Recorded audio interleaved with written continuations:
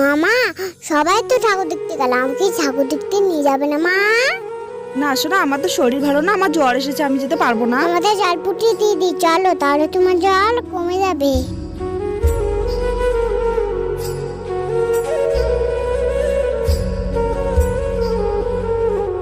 তোমার তো জল ফুটিয়ে দিলাম, আর তুমি উঠবে না। হ্যাঁ, তুমি বসে থাকো। হ্যাঁ, আমি তোমার সব কাজ করে নেবো। হ্যাঁ,